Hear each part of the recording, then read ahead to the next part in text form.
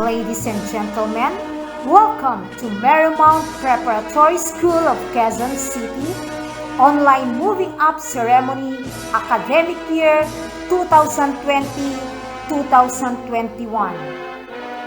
The completers of Grade 10 Dioxide under the advisorship of Mr. Reggie G. Piquero. Nicole B. Malikden, most courteous, most behaved.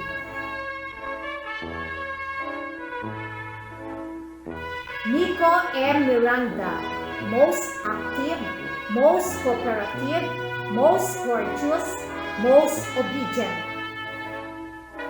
Jenny Lynn V. Rama, most behaved, most helpful, most courteous. Renz V. Magallaon, most behaved, most obedient, most helpful.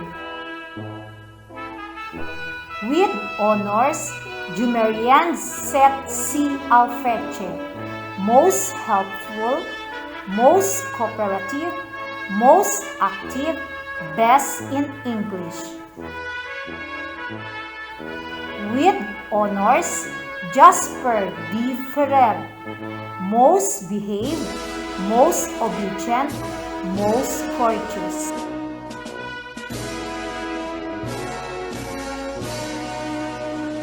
With honors, John Adele L. Fruto, perfect attendance, most cooperative, most active, most energetic. With honors, Eloisa May R. Martinez, most creative, most responsible, most cooperative.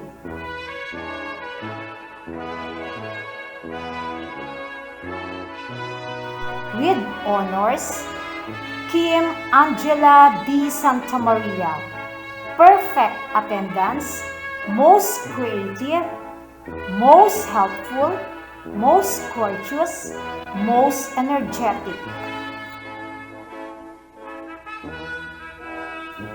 With high honors, Dennis Carlo M. Badinas, most behaved, most creative, most helpful, most responsible, most obedient. With high honors, Jasmine K.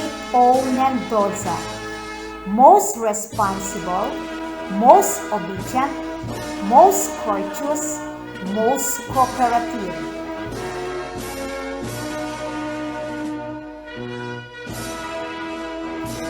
With high honors, Charity Faith D. De La Cruz, perfect attendance, most creative, most responsible, most cooperative, most obedient, best in Filipino, best in Araling Panlipunan, best in mathematics, best in ESP, best in TLE, best in MAPE, best in science, best in English.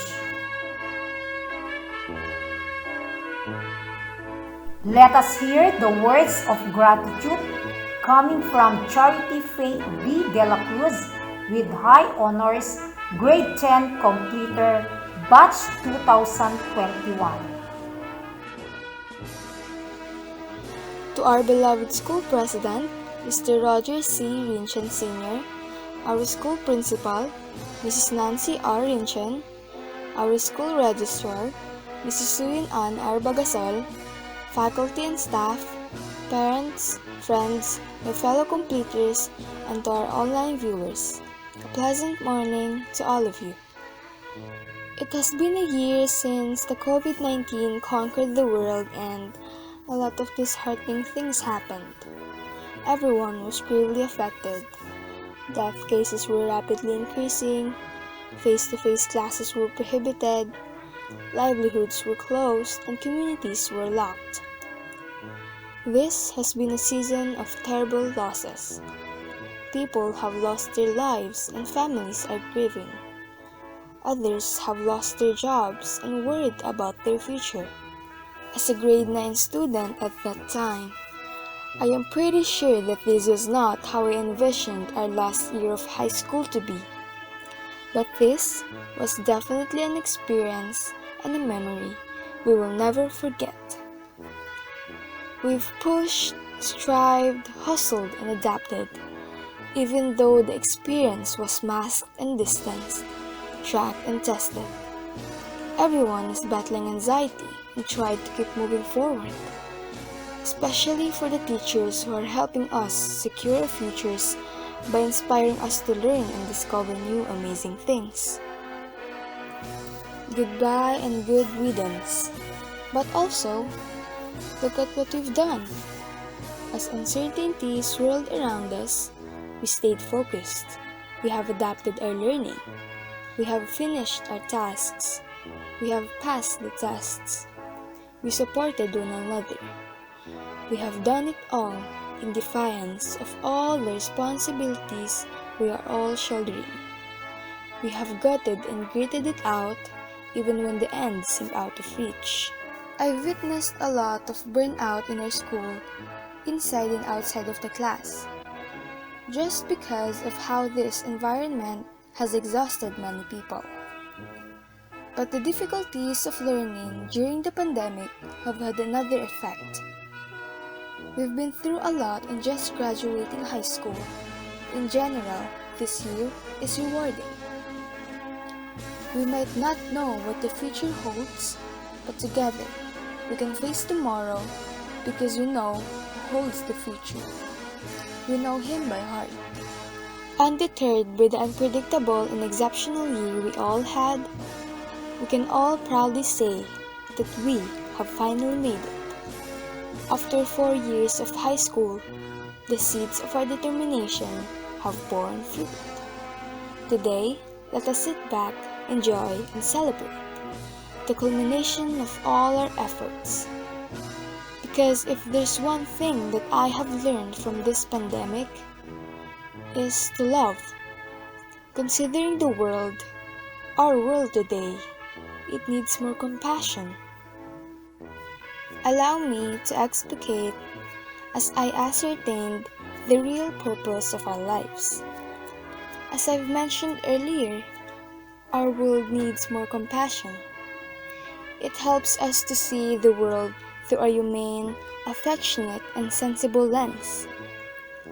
Don't be afraid to step into an act of compassion because it is the will of God for us to help the people who are in need, especially the poor.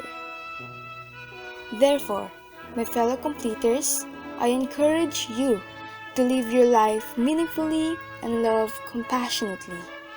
Soon, your seed of compassion will bloom and grow into a garden of love that you help to sow. And you know what? Soon, you will find satisfaction in knowing your purpose, and you feel better about yourself because you did better to someone else. To my compassionate, long-suffering, income-sacrificing parents, whose only luxury is sending me and my sibling to school, Mama and Papa, thank you very much from the bottom of my heart. I doubt if I would have been able to face the challenges if it weren't for you. If the road to success is filled with parents pushing their children along, my parents would be at the finish line, encouraging and waiting for me to cross it. Today, I pay tribute to them for being my pillars of strength, for always believing in me when I couldn't even believe in myself. All I can tell them today is, my success is also your success. To all the dads and moms who have welcomed me to their homes, who have allowed their children to be in my company, and who have given me words of advice and encouragement, thank you. You have enriched my life in ways you may never expect. To all the parents present today, if you see more sense of self-worth in your children, you know it was worth every sacrifice to send your children to Mmps. Congratulations to all of you. My sincerest gratitude for helping me become the person I never thought I could be to my high school teachers.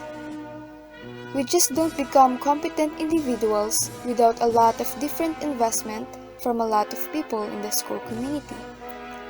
The great teachers of this school have taught us to be self-motivated, self-directed individual who aims for academic excellence, God-fearing and productive citizen of our country. Indulge me as I mention my high school teachers, Sir Piquero, Mrs. Lacro, Mrs. Rinchan, and Miss Dorado. Thank you for believing in my skills and talent and for giving me that little push every time I seem to give up. Especially Ma'am Ami, thank you because you saw something in me that I didn't see in myself. Forgive me if I failed to mention all of my past teachers, but rest assured that every one of you occupies a special place in my heart. And of course, to my fellow completers, I salute you all for the hard work and integrity you've shown us. It was a pleasure to be in the company of the crème de la crème. I feel that I have no greater knowledge than what you have, but what I may have over you today perhaps is bragging rights, which may last for minutes, a little longer for my tita, grandparents, and other relatives, and a lifetime for my mama and papa. To my closest friends, Jasmine, Eloisa, Adele, Dennis, Kim, and Yanni, thank you for the memories and secrets we've shared. You made my high school life a lot more bearable and entertaining. I hope you enjoyed the things we did together as much as I did. For those who will graduate without the benefit of one of the many awards given out today, be assured that the absence of these graduation ornaments will not disqualify you from the real race of life. Success is not measured in awards. It is knowing that you have gone out of your comfort zone, took the risks, and conquered and opened new paths. Every time you know you have defied the odds, you know you have been immensely rewarded. Lastly, I would like to give glory to our Almighty God, for without His blessings and guidance, everything would not be possible. I will not miss the opportunities He has presented me. I pray that He would allow us to continue our journey and let us see the purpose of these accolades and be able to magnify Him. May I leave you with a quote? When I can't, the God can. My fellow completers, my congratulations to all of you. Royalty awardees: Jumerlian Set C. Alfreche, Dennis Carlo M. Badinas, Charity Faith D. De La Cruz.